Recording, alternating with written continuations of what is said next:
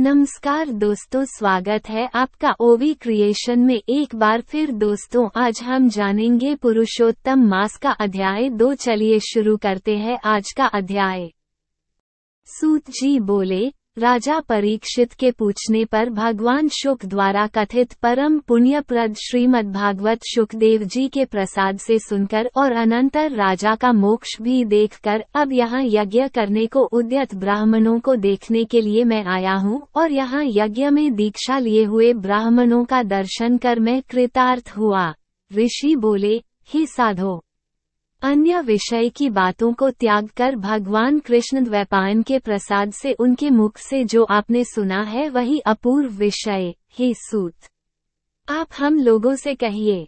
हे महाभाग, संसार में जिससे परे कोई सार नहीं है, ऐसी मन को प्रसन्न करने वाली और जो सुधा से भी अधिकतर हितकर है, ऐसी पुण्य कथा हम लोगों को सुनाइए। सूत जी बोले, विलोम, ब्राह्मण के चरु में क्षत्रिय का चरु मिल जाने से उत्पन्न होने पर भी मैं धन्य हूँ, जो श्रेष्ठ पुरुष भी आप लोग मुझसे पूछ रहे हैं। भगवान व्यास के मुख से जो मैंने सुना है वो यथाज्ञान मैं कहता हूँ।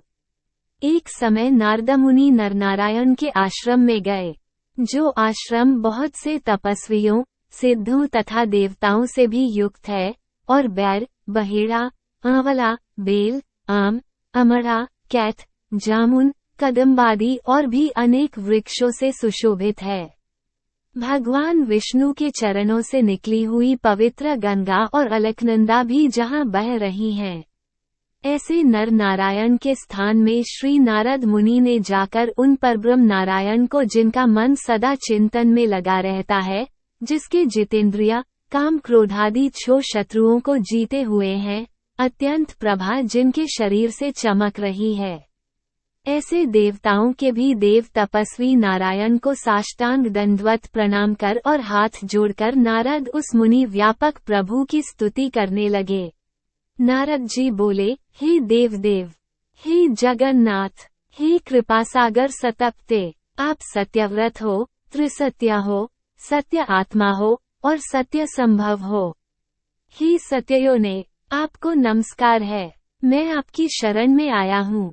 आपका जो तप है वो संपूर्ण प्राणियों की शिक्षा के लिए और मर्यादा की स्थापना के लिए है।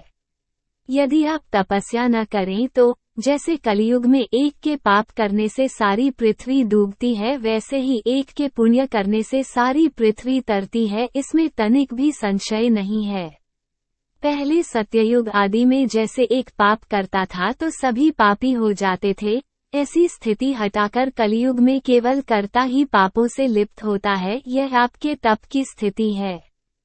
हे भगवान, कली में जितने प्राणी हैं सब विषयों में आसक्त हैं। स्त्री, पुत्र, ग्रह में लगा है चित जिनका, ऐसे प्राणियों का हित करने वाला जो हो और मेरा भी थोड़ा कल्याण हो, ऐसा विषय विचार कर केवल आप ही कहने के योग्य हैं। वही आपके मुख से सुनने की इच्छा से मैं ब्रह्मलोक से यहाँ आया हूँ। आप ही उपकार प्रिय विष्णु हैं, ऐसा वेदों में निश्चित है। इसलिए लोकोपकार के लिए कथा का सार इस समय आप सुनाइए, जिसके श्रवण मात्र से निर्भय मोक्ष पद को प्राप्त करते हैं। इस प्रकार नारद जी का वचन सुन भगवान ऋषि आनंद से खिलखिला उठे और भुवन को पवित्र करने वाली पुण्यकथा आरंभ की। श्री नारायण बोले, हे नारद, गोपों की स्त्रियों के मुखकमल के ब्रह्मा, रास के ईश्वर, रसिकों के आभरण, वृंदावन बिहारी, व्रज के पति आदि पुरुष भगवान की पुण्य कथा को कहता हूँ, जो निमेषमात्र समय में जगत को उत्पन्न करने वाले हैं। उनके कर्मों को हे वत्स, इस पृथ्वी पर कौन वर्णन कर सकता है। हे नारद मुने, आप भी भगवान के चरित्र का सरस सार जानते हैं और यह भी जानते हैं कि भगवत चरित्र वाणी द्वारा नहीं कहा जा सकता, तथापि अद्भुत पुरुषोत्तम महात्म्य आदर से कहते हैं। ये पुरुषोत्तम महात्म्य दरिद्रता और वैधव्य को नाश करने वाला, यश का दाता एवं सत्पुत्र और मोक्ष को देने वाला है, अतः शीघ्र ही इसका प्रयोग करना चाहिए। नारद बोले, हे मुने, पुरुषोत्तम नामक कौन देवता हैं? उनका महात्म्य क्या है? ये भूत सा प्रतीत होता है, अतः आप मुझसे विस्तार पूर्वक कहिए।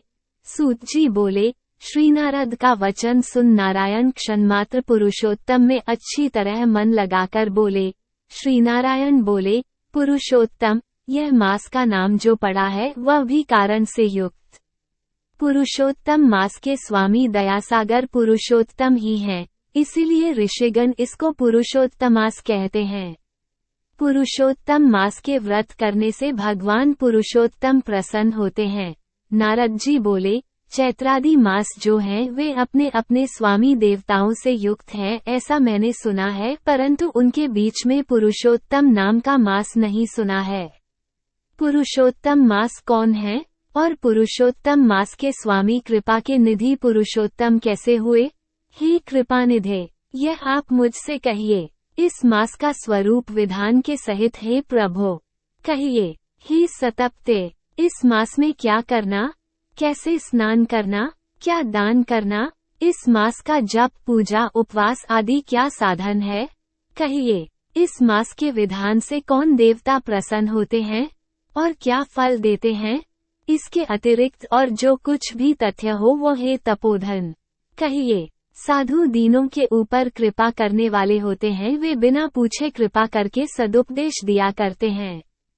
इस पृथ्वी पर जो मनुष्य दूसरों के भाग्य के अनुवर्ती, दरिद्रता से पीड़ित, नित्य रोगी रहने वाले, पुत्र चाहने वाले, जड़, गूंगे, ऊपर से अपने को बड़े धार्मिक दर्शाने वाले, विद्या विहीन, मलिन वस्त्रों को धारण करने वाले, नास्तिक, परस्त्रीगामी, नीच, जर्जर, दासवृत्ति करने वाले, आशा जिनकी नष्ट हो गई है, संकल्प जिनके भग्न हो गए हैं, तत्व जिनके क्षीण हो गए हैं, कुरूपी, रोगी, कुष्ठी, टेढ़े मेरे अंग वाले, अंधे, इष्ट वियोग, मित्र वियोग, स्त्री वियोग, आप्त पुरुष वियोग, माता पिता विहीन, शोक दुख आदि से सूख गए हैं, अंग जिनके अपनी इष्ट वस्तु से रहित उत्पन्न हुआ करते हैं, किस अनुष्ठान के करने और सुनने से पुनः उत्पन्न न हो, हे प्रभो ऐसा प्रयोग हमको सुनाइए। वैधव्या, वंध्या दोष,